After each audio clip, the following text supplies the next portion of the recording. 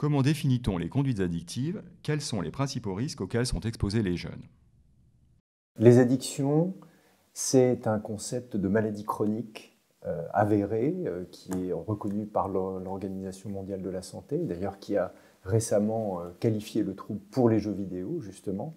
Mais d'une manière générale, c'est la notion que l'on perd le contrôle d'une consommation ou d'un comportement, malgré les risques que l'on peut connaître, malgré la souffrance que l'on peut ressentir, et avec cette envie de rechercher et de consommer de manière compulsive, quel que soit, encore une fois, le produit ou le comportement. Alors le premier risque en France d'addiction, je crois qu'il faut toujours le rappeler, c'est quand même le tabac. On a une situation française qui est marquée par 75 000 morts chaque année dues à cette consommation de tabac. C'est l'équivalent de la chute d'un Airbus de moyenne importance tous les jours dans notre pays. Je crois qu'on a tous oublié à quel point cette épidémie reste dévastatrice. Le deuxième produit, qui est particulièrement important pour les jeunes et pour la population générale, c'est évidemment l'alcool. On n'est pas tout à fait sur la même taille d'Airbus, mais on est quand même sur 41 000 morts chaque année, ce qui est tout à fait considérable.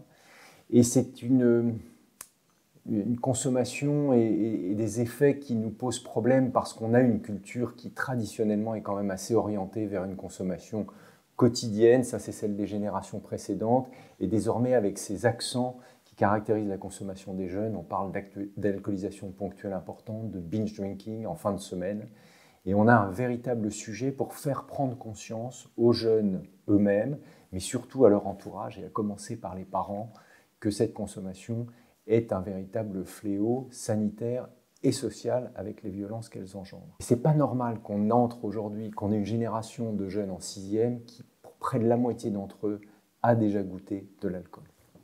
Troisième produit enfin, le cannabis, avec un véritable sujet aujourd'hui dans un concert international qui est extrêmement mouvant. On est malheureusement les premiers consommateurs en Europe chez les jeunes, avec des effets délétères sur la santé qui sont de plus en plus documentés, qui sont extrêmement sérieux, depuis la grossesse jusqu'à l'âge adulte, avec notamment des effets importants sur des cerveaux en maturation. C'est vrai de l'ensemble des substances psychoactives, mais c'est particulièrement vrai du cannabis. Et je crois qu'on est en train de payer un peu aujourd'hui une forme de banalisation de ce produit que certains, pour de bonnes ou de mauvaises raisons, ont jugé en leur temps relativement cool. De quelle manière les dimensions prévention et répression s'articulent-elles? C'est la particularité de la mission interministérielle de lutte contre les drogues et les conduites addictives que d'assurer cette complémentarité de l'action publique, de mettre de l'huile dans les rouages entre les différents départements ministériels pour avoir une politique effectivement qui soit équilibrée, coordonnée, avec à un bout du spectre des fonctions éminemment régaliennes de lutte contre les trafics en particulier. Ça, c'est vraiment quelque chose sur lequel on n'est pas crédible en matière de lutte contre les drogues et les conduites addictives si on n'est pas bon sur la lutte contre le trafic et si on laisse rentrer sur notre territoire de telles quantités de produits illicites.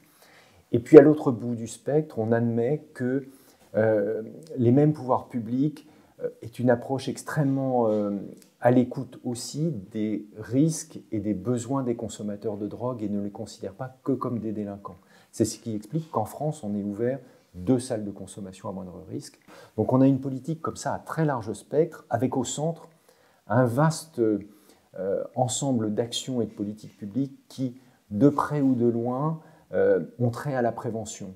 Il y a des choses qui sont évidentes pour plein de gens, c'est les actions de santé publique en matière de prévention ou les actions conduites en milieu scolaire. Mais le respect des interdits protecteurs en direction des jeunes, le respect de l'interdiction de vente d'alcool aux mineurs, ça c'est aussi une action de prévention. La France est le pays où la consommation de cannabis est la plus élevée, en particulier chez les jeunes. Comment la Mildeca évalue-t-elle les résultats de sa politique?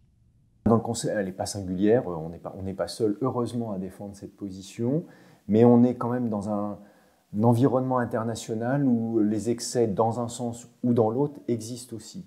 Et tout notre combat avec nos partenaires de l'Union européenne, c'est d'essayer de maintenir peut-être pour le coup cette singularité européenne et d'avoir un discours équilibré entre à la fois, comme je le disais tout à l'heure, mais ne pas tout miser sur le répressif. Vous savez qu'il y a encore des pays où il y a des exécutions extrajudiciaires pour des consommateurs de drogue ou des trafiquants.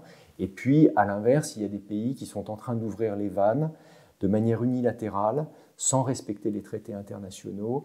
Et je pense en particulier à ceux qui ont pris de manière unilatérale les décisions de légalisation du cannabis. C'est aujourd'hui assez préjudiciable à l'équilibre international sur le sujet. Et il faut que nous, on essaie de conserver une position qui soit, encore une fois, unie, ce qui n'interdit pas à l'avenir telle ou telle évolution, mais en tout cas qui permette de maintenir l'équilibre international sur lequel on a vécu jusqu'à présent et qui ne fonctionnait pas si mal malgré tout. Les nouvelles sont plutôt bonnes sur les dernières années, c'est-à-dire qu'on a, en ce moment, on observe un tendanciel en termes de consommation chez les jeunes qui est quand même vraiment intéressant à regarder, notamment sur le tabac. Il y a une dénormalisation chez les jeunes de la consommation de tabac qui est vraiment, à mon sens, à mettre au crédit des pouvoirs publics et de leurs partenaires professionnels, associations, qui ont travaillé tous dans le même sens depuis quelques années. Et on observe vraiment sur ce produit des progrès très très importants chez les jeunes.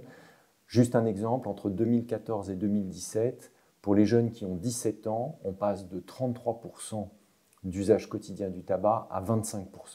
C'est évidemment toujours trop et c'est énorme, mais c'est un résultat vraiment extrêmement intéressant. Et même pour le cannabis, alors qu'on est les champions d'Europe, on voit un tendanciel qui se dessine et qui est plutôt à la baisse, tant pour l'expérimentation que pour les usages réguliers ou les usages excessifs. Pour l'alcool, les choses sont un petit peu plus difficiles à analyser, en tout cas les résultats sont mitigés. On a une baisse des consommations régulières, mais une augmentation des consommations ponctuelles type binge drinking, ce qui nous pose un véritable problème.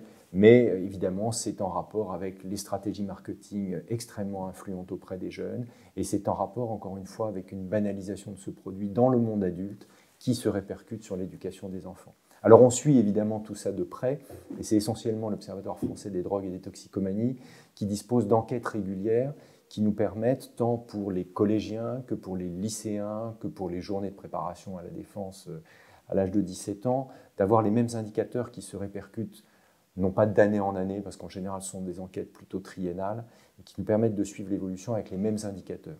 L'âge d'entrée dans la consommation, le niveau d'expérimentation parmi une classe d'âge, le niveau d'usage régulier, les usages excessifs type binge drinking, etc. etc. Donc c'est là-dessus qu'on mesure finalement la performance de l'action publique. Alors il y a une mesure très importante en termes de moyens cette année, c'est la création du fonds addiction. Auparavant, nous avions, géré par l'assurance maladie avec les partenaires du ministère de la Santé et nous-mêmes, un fonds qui était exclusivement dédié à la lutte contre le tabac. Désormais, ce fonds s'ouvre sur les autres addictions avec produits, avec substances. On n'est pas encore sur les écrans et les jeux vidéo, avec quand même un budget annuel de 110 millions d'euros, ce qui est tout à fait considérable pour à la fois financer la recherche, la prévention, via la société civile, donc les associations, via les agences régionales de santé, et qui permet donc de conduire un certain nombre d'actions de marketing social, de prévention, y compris en lien avec l'éducation nationale, bien entendu. Donc je pense qu'en termes de moyens, on a eu cette année un effort vraiment significatif sur ce sujet-là.